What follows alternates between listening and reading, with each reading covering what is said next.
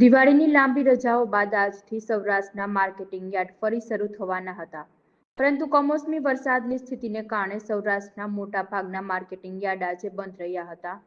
જોકે Rajkot marketing yard આજે શરૂ થવા પામ્યું. રાજકોટ માર્કેટિંગ યાર્ડમાં 1000થી વધુ વાહનોની આવક થઈ હતી. પ્રથમ દિવસે જ મોટી માત્રામાં વિવિધ જર્સીઓની આવક થઈ હતી, જેમાં સૌથી વધુ મગફળીની આવક થવા પામી હતી.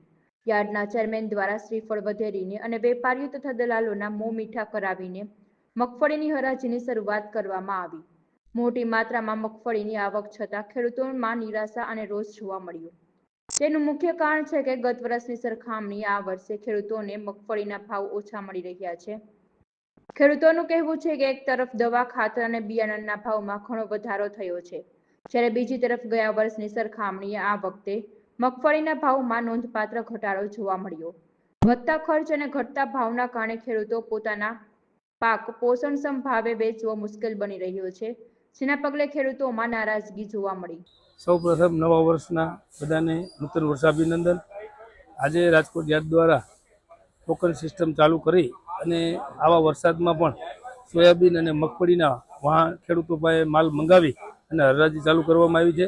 આજે હરાજીમાં 1100થી 1200 રૂપિયા સુધીના સોદાના ભાવ પડ્યા છે મુહૂર્તમાં, અને આવનારા સમયમાં ટેકાની ખરીદી ચાલુ થશે એટલે આ ભાવ એકંદરે ધીમે ધીમે જેમ બજારમાં ડિમાન્ડ વધશે એમ વધવાની પૂરી અપેક્ષા છે. આ ભાવ બજાર ખુલ્લા બજારના ભાવ હોય, આમાં કોઈ નક્કી અગાઉથી હોય નહીં. મગફળીની ક્વોલિટી અને એનું પ્રમાણ એના ઉતારાની એ મુજબ લેવાવાળા મિલોવાળા આજે 200 વાહન મંગાવ્યા હતા સોયાબીન અને મગફળીના. 15થી 20,000 ગુણી એટલી આવક કરી. સૌરાષ્ટ્રમાં વરસાદની પૂરી આગાહી હોય એટલે બધા યાર્ડની પોતપોતાની જે માલ રાખવાની સગવડતા હોય એ પ્રમાણે માલ મંગાવતા હોય.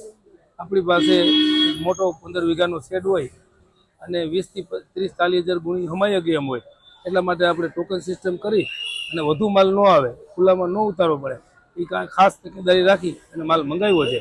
અને ખેડૂતોનો, વેપારીઓનો, દલાલ ભાઈઓનો, મજૂરોનો ખૂબ જ મને આ વ્યવસ્થા ગોઠવવામાં સહયોગ રહ્યો છે, એટલે હું આ વ્યવસ્થા ગોઠવી શકું છું.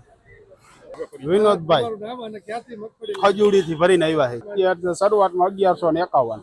અમારા માટે સંતોષ ન કહેવાય. અમારે 1300 રૂપિયા 1400 રૂપિયા હોવા જોઈએ. ટેકાનો ભાવે ટેકામાં કઈ લેતા નથી, એટલે અહીંયા આવવા માટે અત્યારે પૈસાની ખેડૂતને જરૂર હોય, શું કરે, આવવું જ પડે. ટેકામાં રોકડા આવે ને. ગયા વર્ષે 1200 જડ્યા હતા યાર્ડમાં જ વેચી હતી, હરરાજીમાં જ વેચી. વીઘે 12-13 હજારનો ખર્ચો 15 હજારનો થઈ જાય. જો ને સારું ઉત્પાદન આવે તો ન વાંધો આવે, નકર તો ખેડૂતને ખોટ આવે. ભાવ તો હવે આ શું કેવું, આમાં ભાવ તો પૂરા મળતા નથી, પણ હવે વેચવી પડે એમાં તો હાલે નહીં. રજીસ્ટ્રેશન કરાવ્યું છે ને, પણ બધીનું જાય ને, હવે એમાં તો કેટલી જાય કેને ખબર. મગફળીના 1200-1300 તો આવવા જોઈએ એમ, પણ એટલા નથી આવતા. બહુ ઓછા કહેવાય, ઘણા ઓછા. 1035 37 નંબર મગફળી. ગયા વર્ષે કેટલો આવ્યો હતો? ગયા વર્ષે 1168 આવ્યો હતો.